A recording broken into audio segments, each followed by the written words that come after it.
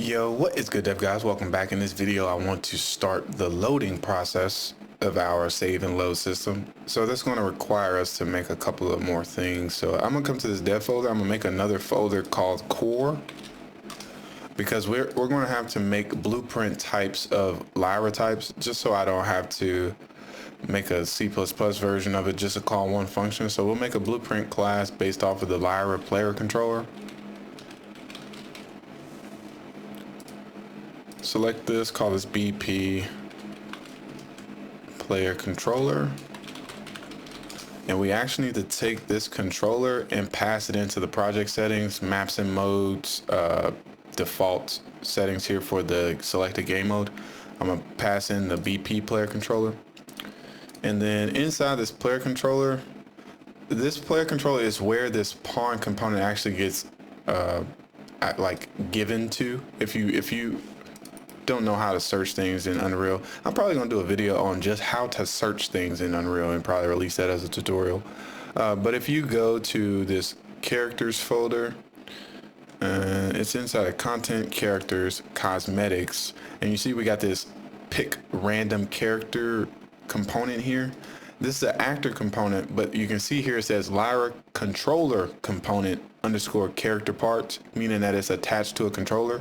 You can verify this by going to its reference viewer and then just opening up a place where it's referenced. And you can see here that this component is given to a controller. So in our controller, we actually want to make an event that can call a server function on that component, because if you also look here, this component is only on the server, meaning that the client can't call a server function on it because the client doesn't have any access to this component.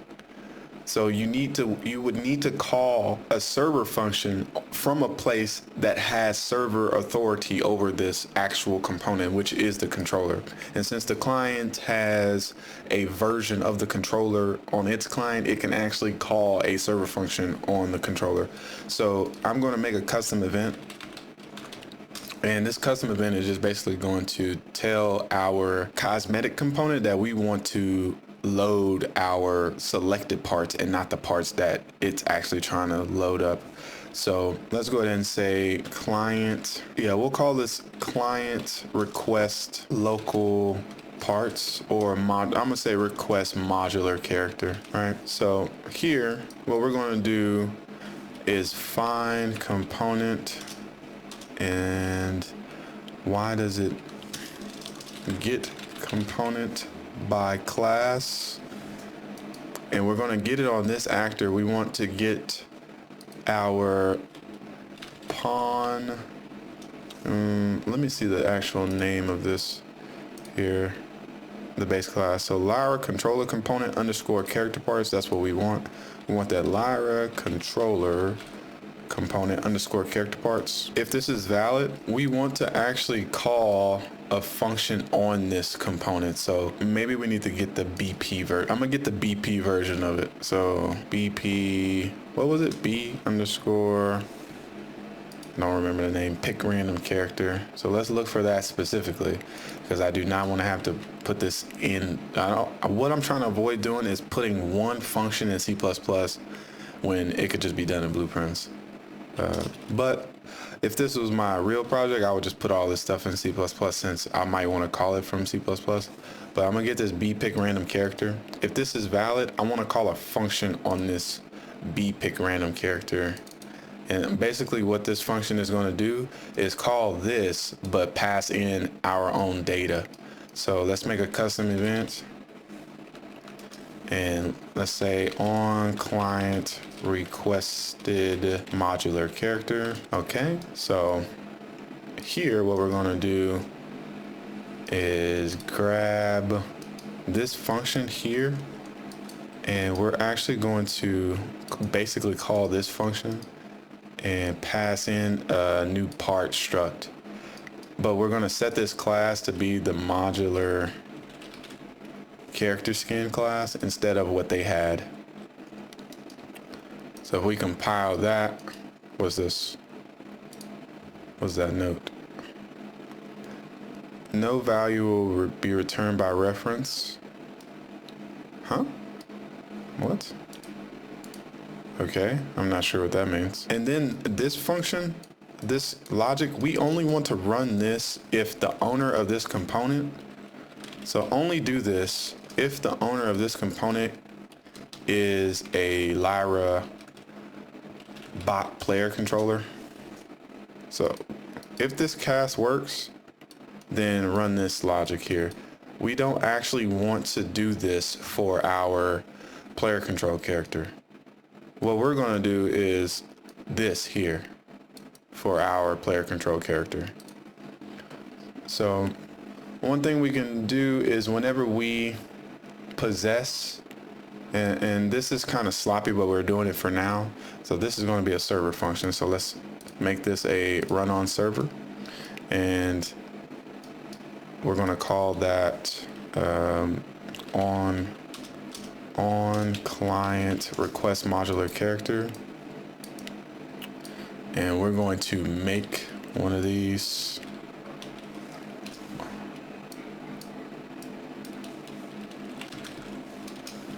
Here, body parts slots. Hold on. What? Oh yeah. Okay.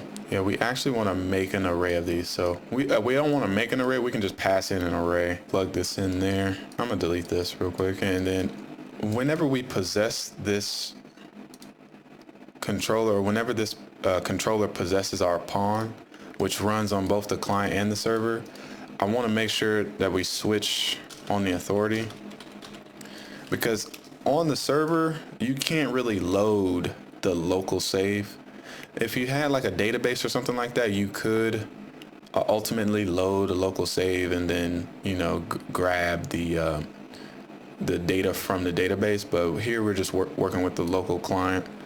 So what I want to do is on the remote, I want to get the game instance, and I want to cast it to our Lyra game instance. And if we can actually convert this to a pure, because we know that's going to be a Lyra game instance, we can get, or we can call load save character part slots, and this will return that save character object. And then off of this we can get our saved slots, and we can grab those. We only want to do this on the remote. We'll grab these and iterate over the keys. So we'll get the keys, and for each of these keys, oops, almost messed up there. For each of these keys, we want to, let me think about this, because this gives me the F gameplay tag. For each of these keys, we want to find the object that's in here. So we want to find the value that's in there, and then we want to add this to an array. So I will promote this to a variable right here, and we want to add this item to this array. And then once this is completed, once this function is completed, we want to call this function from the client. So here we'll call client request modular character, and then this will ultimately call the server function here. I might be doing that wrong. I'm telling you, Blueprint confuses me. Okay, Blueprint confuses the shit out of me. So if we don't have authority, we want to call this server function. So I am doing this right. Okay, so we can actually test that this works, to be honest with you. So let's go ahead and give this a test and see what we run into. Okay, so we are not spawning in with anything. So that ties into the pick random character.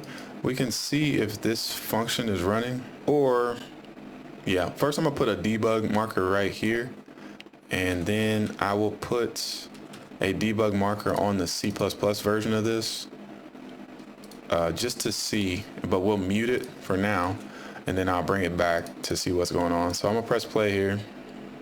You see that that function didn't fire. So this function did not fire, or something is happening where this is not firing. So coming to the controller, let me see. It's possible that this is not valid yet whenever we possess this pawn, or whenever this controller possesses this pawn. So to check that, I'm gonna do a print string here and just say that the component is not valid. Press play. I didn't even get that print string. Okay.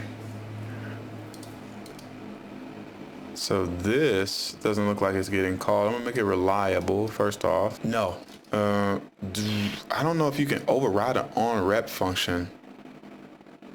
No, you can't. That actually blows balls. Let me see if this is running on the client. I don't think it runs on the client. I actually think that, yeah, I might be doing this wrong. Print string. And we'll say client and server.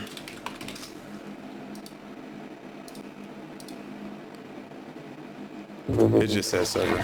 Oh, is that because we're playing as a client? Okay. And if you haven't changed your configuration to client, change it to client, because we are now trying to do multiplayer stuff.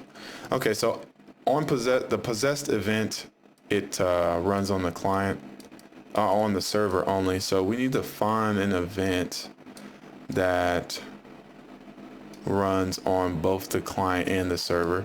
Let me see which one of these fires first. So if I put a print string on this, I want to say on possess, and I want to say begin play.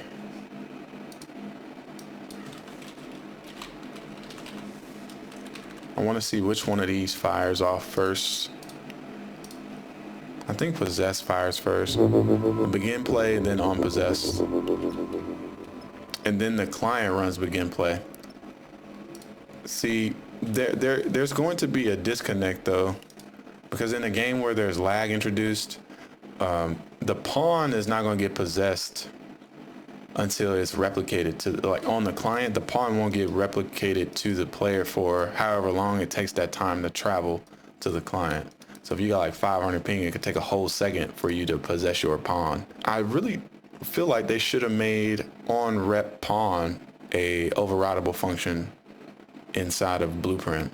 That would have been great. Yeah, there is no function in here that allows me to override, but what we can do is the nasty delay here. We can delay for 0.2 of a second, and then we can call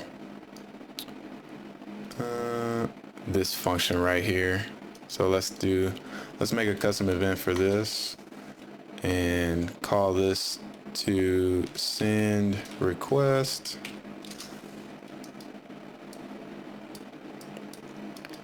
And we'll only do this on, and realistically, I only want to do this delay on the client. I don't want to do that on the server. So we'll delay here, and then we'll send the request, and we'll see what we get.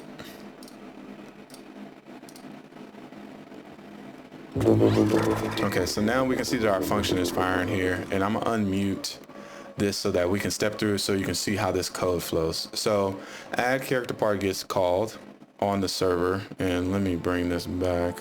What is this problem? Oh, that's not me. Oh, we're not in debug? Oh, here it is. Okay, so then if we try to continue in here, it'll fire off the C++ version of this. So if we step into this function here, it'll take us to this add character parts internal. You can see we call add character part from the pawn customizer, and this starts adding the entry. So since I know that we will get all the way over here, I'm going to put a breakpoint to this add entry function. So we come here, and then we ultimately get to this spawn actor for entry here. And the first time that this runs, you'll see that it'll do this if check, to see if this is the dedicated server, and this will fail because this is the dedicated server. So we won't create any actors. But the second time that this runs, this is after it's been replicated to the client that an entry for the replicated struct and for this replicated. Let me find that replicated value so I can show you what it is. Remove entry. This handle is no, actually the handle is not the replicated thing. Where is it? Let me go to the header. There is the part entry. This is a replicated struct right here, and I think there's something else that's replicated. Yeah, so this F Lyra character part list, this part list is replicated, and whenever it changes, this post replicate change function fires. And this looks like it's a bitwise operator. I actually don't know. I haven't seen this that many times, but this I know is the OR bitwise operator. So if this, I guess it's saying if this is equal to or this, I don't know what that's asking, but basically in the post replicate change, this will fire this spawn actor for entry again on the client. And then that's how we get to this function here. So the second time it runs, we know that this is not the dedicated server, so we actually get into the nitty gritty here. You can see our part class is that modular character skin. We can dig deeper into that. You can see there's a lot of null pointers on there. But if we move forward to this if check right here, which is the code that we wrote, we're seeing if it's a modular character skin coming from this spawn actor, which it is, then we call load selected parts right here, and that'll fire our custom function here, which will get the asset manager if it's valid, and then we create these empty F primary asset ID arrays here. We got our asset IDs that we want to fill with this get primary asset ID list function. And then we got this asset IDs to load, which we're filling after we filter these asset IDs here. So I know that this is going to give me some data. I'm gonna actually put a debug point right here on the front of this and press continue, because we get to the on parts loaded and we can actually look at what data is given us. If we hover over this, it's actually empty because of what? So this is empty, so I automatically know that there's a problem here. If this is empty, then there's an issue. And also this body parts slot is also empty. So I'm seeing load selected parts is basically coming up empty. So that's going to be the root of our problems, is that this array that we're passing through is empty. So that, in my mind, that means our load game is having an issue. So when we send the request, we iterate over our load saved character parts. So I'm gonna double click on this and I'm gonna put a breakpoint there to see what we get in here. And I am going to press play again. And we get this call here. And we're checking to see if this casts to a modular character save game, which it does. But if we look at this to see what it has on there, our saved body part slots is just one, which is correct. With the torso jacket, you can see our saved body part slots is one. And if I continue, we get this add character part function firing. My God. But you can see that our character parts slots is set to num 0, meaning that there's nothing inside of that array that's getting passed by reference. So the issue starts with, here, let me mute these and just continue. The issue starts here, and I think it has something to do with this. So this is saying no value will be returned by reference parameter new body parts slots. Here, let me do this instead. Let me just have a parameter body part slot. We'll make this an array. This is the new parts. And we don't get that issue. Let me see what happens here. Okay, now I don't know why pulling it from here creates that problem. But we can, I'm gonna remove this debug marker on the blueprints, and I'm gonna press play to see if we, okay, now we get an issue with the player controller, so we definitely gotta take a look at that. So what's going on here? New body part slots. Okay, so we just gotta refresh the node. And if we press play here, technically we should spawn in with a jacket, but we don't. Okay. Let me see if we actually attach this actor to our, yeah, this is our hero shooter mannequin, but we're not attaching, oh, there's our modular character skin right there. So where is it? Shift F1. Yeah, I see that we have the modular character skin attached. It's just that I'm not able to see any data on there. So it's getting attached, but nothing is actually working. Okay. So once again, we would hit this debug to let it pass through now. And I want to see what kind of code we're running into now. So we get in our add entry. I'm gonna actually step through all of this to see where the faults are coming from. So we got a new part. And this new part has none for the socket name, and it's got an empty array for our body parts. This is the initial problem. So somehow we're passing an empty array through. So if I'm gonna just continue and find out how we're passing an empty array through. And here, stop this and figure out how this array is empty. And I want to know. Yeah, so we're taking this and we're adding a new body part to this new body part slot, and then we're passing this new body part slots through. So either we're not finding something here, or there's a bug somewhere in the code. So let me look at this send request function. We step over. So our keys, we have one key. That key is part type torso.mil. The tag name is part type torso.mil. So we step over. This element has no debug data.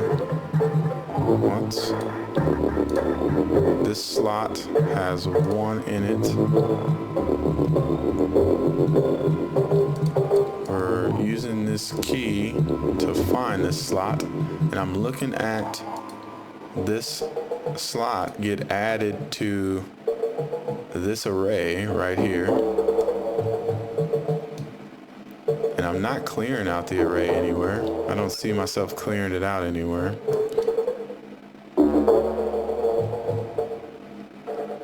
Okay, so let's put one here. And the client requests this from the server. Oh, of course. Yeah. The way that we're passing this is incorrect. So we need to pass this through like that. And then when the client needs to send its data up, because when the server is using this value, it doesn't have an actual value. So now if I get rid of these breakpoints, toggle breakpoints. This is why debugging is probably the most important skill, bro. Because you won't be able to find out how your code is working. And just imagine if I just gave you guys the tutorial without the debugging, because I'm going to give you guys this with the debugging. If you just see me do it correctly, you won't know how to fix it when it's wrong. So if I press play, we should come in with a chest. You see where it's at though. You see where it's at? It's on the ground because we don't have our head, which has our animation blueprint. And just for now, what I'm gonna do, I need to create a couple of things. So let's go ahead and come to our dev folder, go to our actors, modular character, and let's create another. Let's actually duplicate this guy, and this is just going to be our modular character, not the preview. And then we're going to go inside of here, and we will get rid of all this code. We don't need it for this class. This just needs to be the actor that gets spawned in. So get rid of everything. Get rid of like all the parts. Get rid of the code and the construction script, all of that. Clear it all out. Clear out the values here for the torso. Clear out the arms and clear out the legs, but keep the head. And then I wondered, I don't know if it comes with a blueprint for the animation, but just for testing, I need to see if maybe they have a animation blueprint for this guy. I think it's using this guy. Yeah, I think we can use that guy. Yeah, okay, so let's see if this one works here. And pass this in, pass that third person in as the animation blueprint. If it doesn't work, it'll give us an error saying that it's not a compatible skeleton, but I believe it should work. So if we hit play again, we should have a head and a torso, but you can still see that it's down there on the ground. I wonder why that is. Is that because it's clearing out the... Is it clearing out the head? No.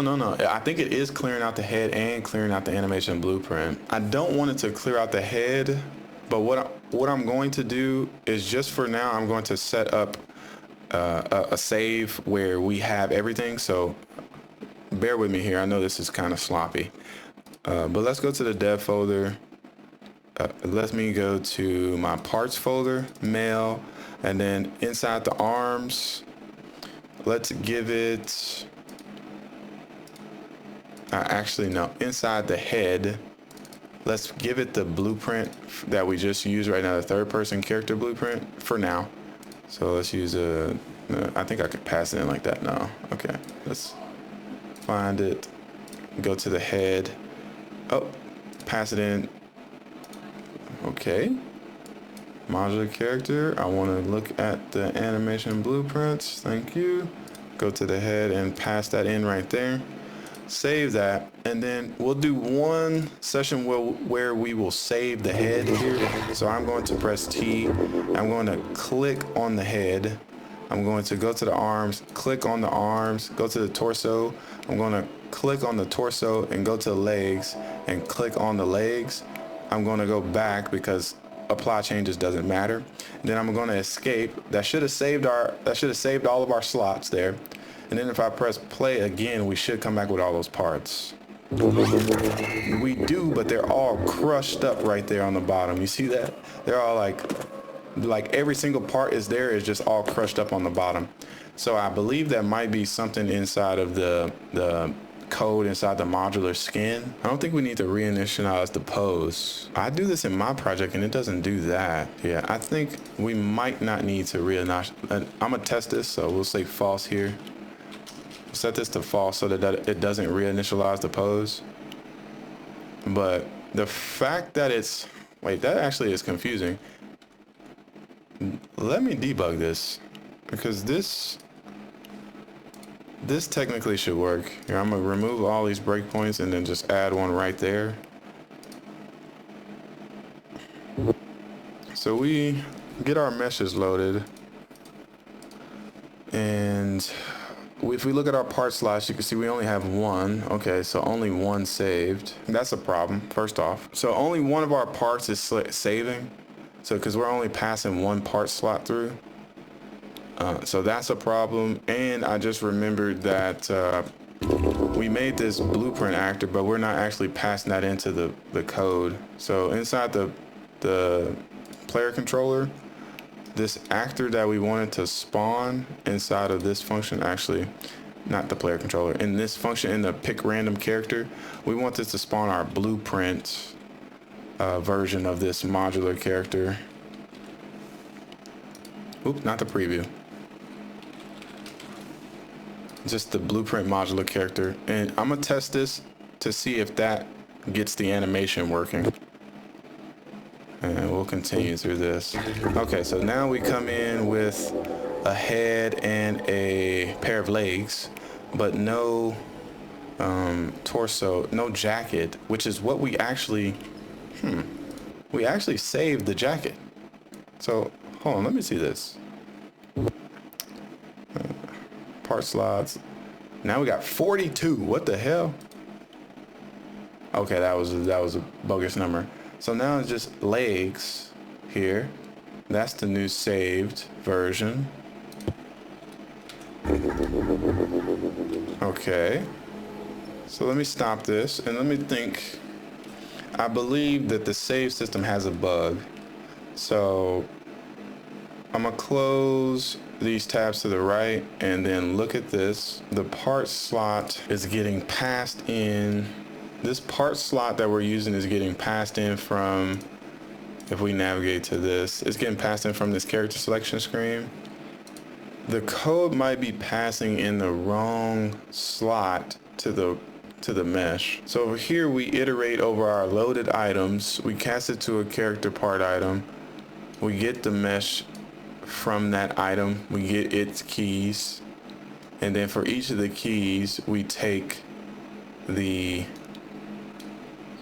item value that's in that map and we give it to this. And basically what needs to happen is I want to say I need to debug this, but I think it's something different. Another reason why C++ is just way better, because I would have easily debugged this.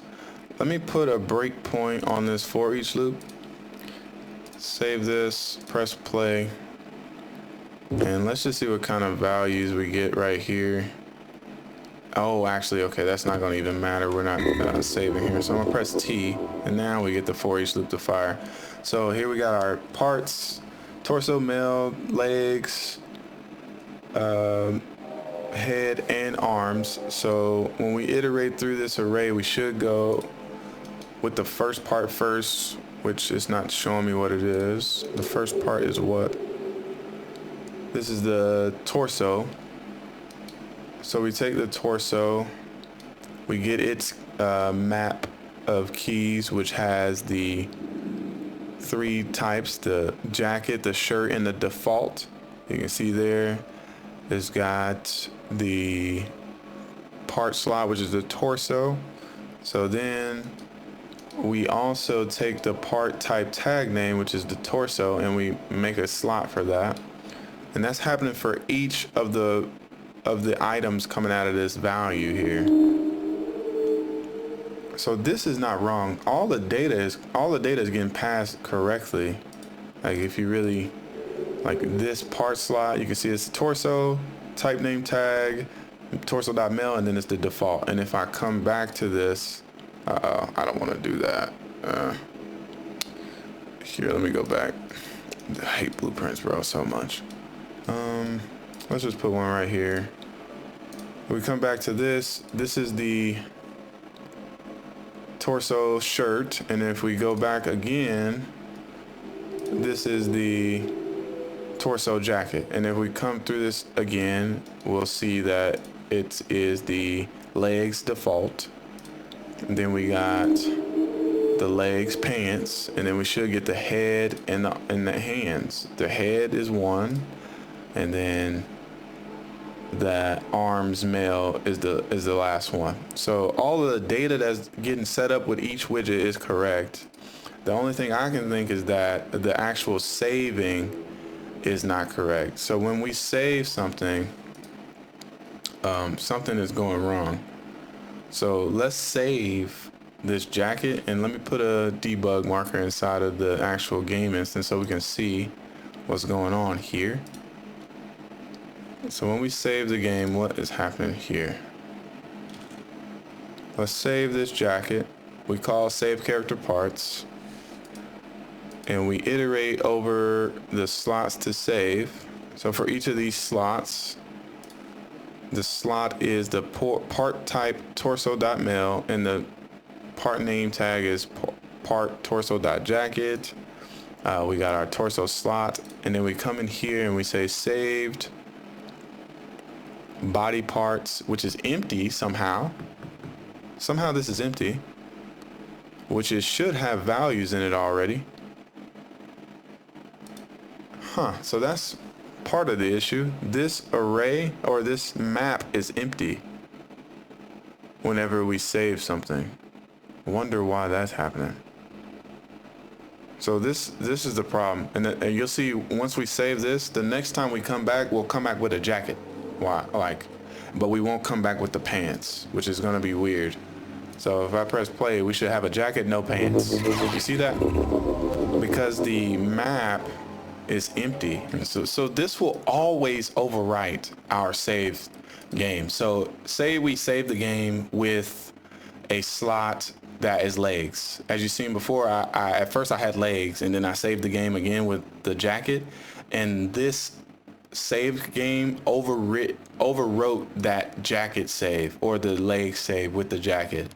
So whenever we save the game, we need to cache this local save game on the game instance, so that the next time we save the game, we can pull from the cache and also pass that into the next save. So I need to create a U property here, and this is going to be our last saved game. It's going to be of type U modular character save game. It's going to be our last saved game object right here. And whenever we save the game, once we alter this local saved data, we'll set this as our last saved game object. And before we do any of this here, we'll take this last save game object and check if it's not equal to null pointer. So if we have a last save game object,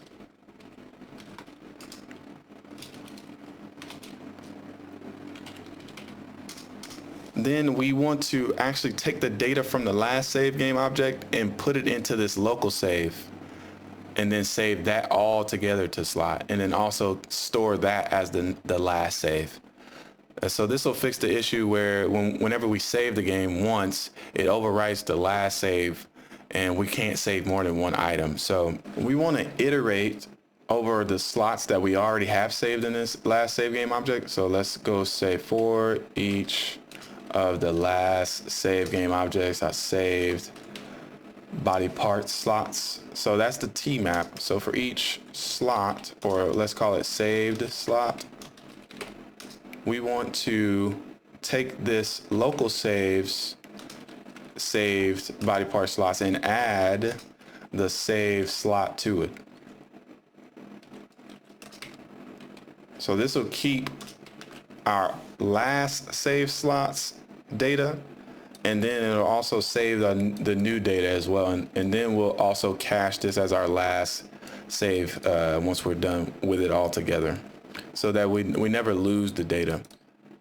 So let's give this a dry run, and then we'll stop this video because I know it's getting long. This is probably like an hour-long recording that's going to get edited down to 30 minutes or 20 minutes. I just realized that this is going to cause a issue here. I'm going to stop this because whenever we open up the game, whenever we load the game, our loaded slot will have everything from our last save slot.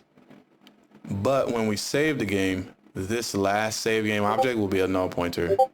So whenever we load the game, we need to also set this last save game object as the new loaded slots, but only if it's equal to a null pointer. So if this is equal to a null pointer, meaning that we haven't updated it, basically this will be equal to a null pointer every time you start a new game or open up the game session. Then we want to set this equal to the loaded slots. And that should cover all of our edge cases where we'll run into issues. Okay, so with that compiled, we can go ahead and test this out and see what happens. Technically, since the last time we saved, we had a shirt, a head, and no pants. So let's go ahead and see what we got. We got the jacket on, I think. We press play, we should come back with the head and the jacket. Okay, so everything is working as it's anticipated. But now if I go and press, and I actually don't want to stop. If I press T and open up, then let me stop this breakpoint here. Let's continue, stop this breakpoint. If I press T, and you can see here that caused like a little error. Let's save the head. Let's save the arms. Let's save the t-shirt. Actually, let's go shirtless. I want to see the muscles. And then let's save the jeans. And you can see that we got this little weird issue where the last thing I hovered is the thing that is displaying in the preview, but that's not actually what's saved here. We'll fix that in the next video. But we're clicking on the actual shirtless, and we're clicking on the actual pants. I'm pressing back here, and then I'll escape, stop, and then when we play, technically we should come back with all of those items on. And now baby, we cooking with grits. Oh no, what they say? We cooking with grease. I said grits. Okay, so now you see that this swole back buff is back, and we're using all the items. And if I do another test here and we save the, let's save the t-shirt, and then he got his t-shirt with no panties on. You feel what I'm talking about? So we'll save that, and we'll come back in here and we should play with that, right? So we're seeing that. And to top it all off, the only thing that sucks about checking this in multiplayer is that since you're working on the same PC, how can I put this? The save game object is going to be referenced by both player controllers, because when you're testing in multiplayer on the PC, on the same PC, you only have one player controller available, unless you like have a plugin or something, like some extra code that lets you test with two separate, or maybe you run a virtual machine where you test with another controller. You only are or you only are given one controller. So testing in multiplayer, you won't really see this system work properly. But right now, baby, we cooking with grease. You dig what I'm talking about? We saved the t-shirt with no panties on, and he comes in with the t-shirt and no panties on.